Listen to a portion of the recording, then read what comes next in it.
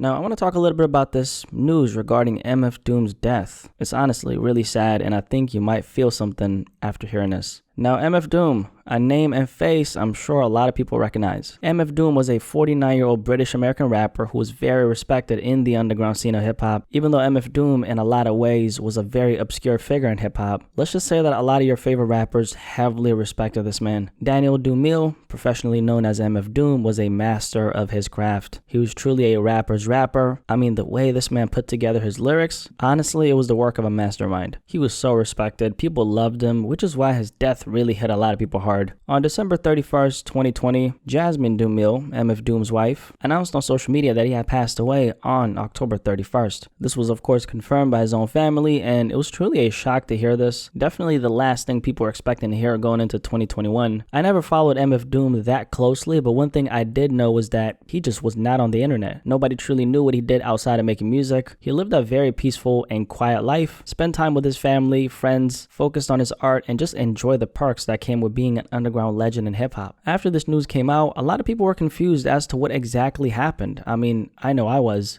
MF Doom was, after all, only 49. What exactly happened? Why did he pass away so suddenly? How could someone who's 49, which is really young if you think about it, how could someone who's 49 just pass away so suddenly? I mean, what happened is what people are wondering, right? There are so many questions floating around in the air. Most people, despite these questions, actually respected the privacy of his family, which that makes me really happy, because in no way, shape, or form should anybody try to, dig and figure things out, because in that case, the only people you would be hurting is his family, who's obviously in the grieving process. Now, with that being said, nearly 3 years later, we've now officially found out what happened to MF Doom. And I gotta say, this is really, really sad for a couple reasons. The biggest one being that it could have most likely been prevented. The other day, an article was published by a news page called Leeds Live. This article goes in depth as to what exactly happened to Daniel, and this is the story.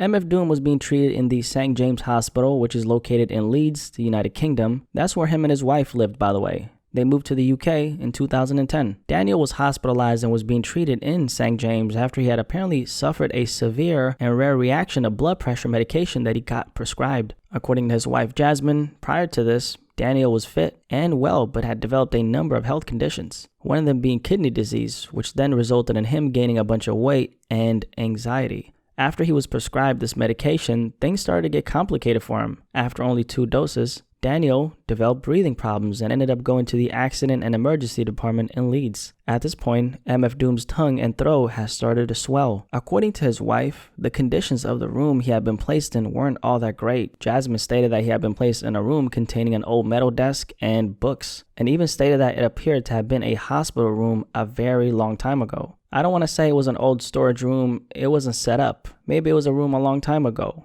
It did have a bed in it, Jasmine said. However, according to medics, they stated that the room was one of these several spaces that was in fact a part of the emergency department. Jasmine at one point stated that the condition of her husband's state was getting worse and worse, so much to the point that he was calling her on the phone in distress, sharing this with his wife. During this whole ordeal, Jasmine was not able to see her husband due to the pandemic restrictions. Mrs. Thompson revealed that she couldn't visit her husband in hospital due to the COVID pandemic restrictions. She said, "I was not able to see him until the 31st of October. That's when the respirator was turned off that was helping him breathe." Jasmine also stated that as she was on the phone with her husband, who was in a lot of emotional distress at the time, she used a second phone to directly alert the nurses who were on duty. It was revealed on October 31st that MF Doom had complained that he couldn't breathe, and even tried getting out of his hospital bed before he collapsed and suffered respiratory arrest. 10 days later, MF Doom ended up passing away. His wife wasn't able to see him until he had died. Following his death, Jasmine raised a lot of concerns about the treatment her husband received at the St. James Hospital, and even claimed that he was unable to alert medical staff during the height of his health deteriorating because the buzzer was out of reach. Her legal representatives have also raised some questions about how often MF Doom was being tended to. Apparently, there was a 2-hour delay in him receiving the medication that was supposed to counter his swollen throat. According to doctors, they said that the swelling of his tongue, throat, and lips was a rare side effect of the heart medication he was given, and that led to MF Doom suffering from this thing called angioedema, which is a condition where your body experiences a sudden swelling which is often caused by an allergic reaction. This is life-threatening as it can inhibit one's breathing, just like it did with MF Doom. there's currently an investigation going on to figure out what exactly happened and if it could have been prevented. Get the fatter check split. How much for 100,000 tons of correct shit? Moment of silence.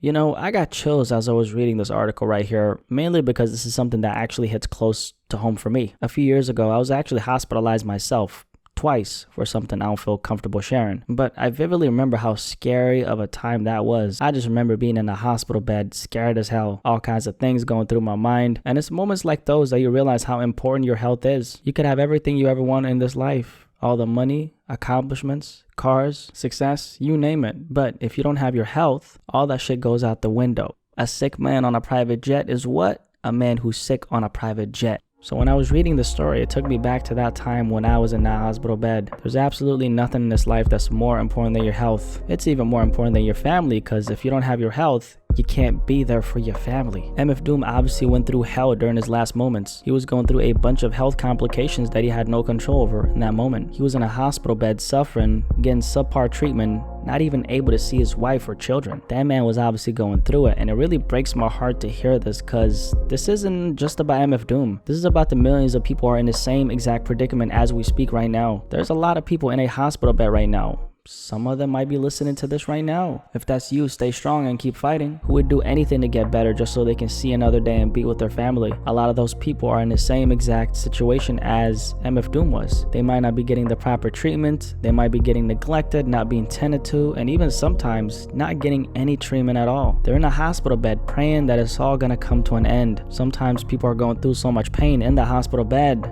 they're actually hoping it ends. The fact that it allegedly took him 2 hours to give him the medicine that was going to reverse the swelling, if that's true, I hope whoever was in charge of treating this man faces repercussions. Because if that's true, that means that you could have literally saved this man's life. Why the fuck did it take y'all 2 hours to give this man his motherfucking medication knowing the state he was in? I really feel for his family during this time, because they're obviously still grieving, which when it comes to a loved one is a lifelong process. The amount of pain they had to go through during this whole ordeal just to, in the end, be met with the news that he passed in this fashion, I can't even imagine how they felt. MF Doom had 5 children and a lovely wife who loved him, and now they have to keep facing the reality that his death could have been prevented. What a sad story, man. My condolences to his family, friends, and anyone who knew the man personally. He might be gone, but he will never be forgotten. He's an icon. He's a legend, man.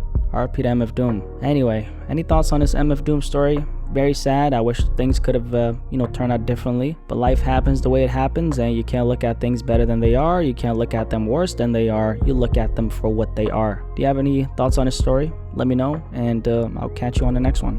I'm out.